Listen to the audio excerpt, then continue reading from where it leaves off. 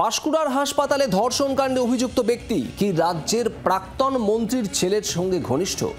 এমনই চাঞ্চল্যকর অভিযোগ উঠে এসেছে, যদিও অভিযোগ অস্বীকার করেছেন বিধায়ক সৌমেন মহাপাত্র। উদ্দেশ্য প্রণোদিতভাবে তার ছেলেকে ফাঁসানো হচ্ছে, দাবি প্রাক্তন মন্ত্রী। পাঁশকুড়া হাসপাতালে ধর্ষণ কাণ্ডে এবার নাম জড়ালো তৃণমূল বিধায়কের ছেলে। অভিযোগ উঠছে প্রাক্তন জলসম্পদ উন্নয়ন মন্ত্রী সৌমেন মহাপাত্রের ছেলে চিকিৎসক বোধিসত্ত্ব মহাপাত্রর সঙ্গে ঘনিষ্ঠ সম্পর্ক ছিল অভিযুক্ত জাহির আব্বাস খানের।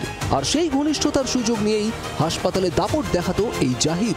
এটা একদিনের ঘটনা নয়, বিগত 2018 সাল থেকে এই অভিযুক্ত জাহির আব্বাস নাকি নাম তার, সে কিন্তু অন্য অনেকের মাথায় হাত নিয়ে, যেখানে ডাক্তার বোধিসত্ত্ব মহাপাত্রর নাম নির্দিষ্টভাবে আসছে, মানে নক্কারজনক যে তিনিও একজন চিকিৎসক, তিনি বোধহয় সম্ভবত মন্ত্রীর পুত্র, তার প্রশ্রয়ে তার মাথায় হাত রেখে থাকায় এই ধরনের ঘটনা দিনের পর দিন ঘটছে। বিধায়ক সৌমেন মহাপাত্রের পাল্টা দাবি, তার ছেলে ব্লক স্বাস্থ্য আধিকারিক ছিলেন, তার সঙ্গে পাঁশকুড়া সুপার স্পেশালিটি হাসপাতালের কোনো সম্পর্ক নেই। এই আবহে জাহিরের সঙ্গে বোধিসত্ত্বের সম্পর্ক থাকার প্রশ্ন ওঠে না বলে দাবি প্রাক্তন মন্ত্রীর। পবিত্রবাবু যিনি এসেছিলেন তিনিও একজন ডাক্তার। আমার মনে হয় তার জানা নেই যে what's the difference between the super speciality and block primary health centre. Super speciality headed by the superintendent and block primary health center headed by BMH. My son Bodhisattva Mahapatra, now he is the student of neuropsychiatry doing MD. He was here as a BMH.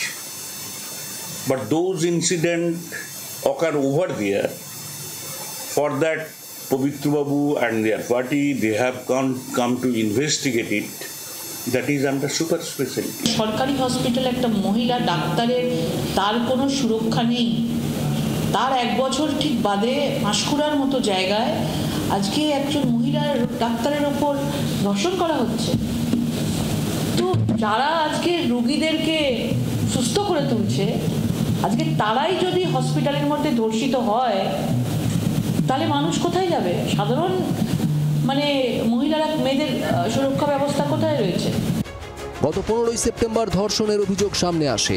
Tamluk থানার অন্তর্গত এক তরুণী বেসরকারি সংস্থার অধীনে word girl হিসেবে কাজ করতেন সেই হাসপাতালে।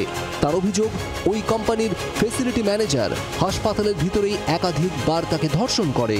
অভিযুক্ত শেখ জাহির আব্বাস খানও একটি বেসরকারি সংস্থার মাধ্যমে ওই হাসপাতালে কাজ করছিল। কার ছত্রছায়ায় জাহির আব্বাসের এতবার বাড়ন্ত, তা নিয়েই এখন বিতর্ক। কিরণ মান্নার রিপোর্ট, জি24 ঘন্টা। বাংলার আওয়াজ, বাঙালির আবেগ, জি24 ঘন্টা।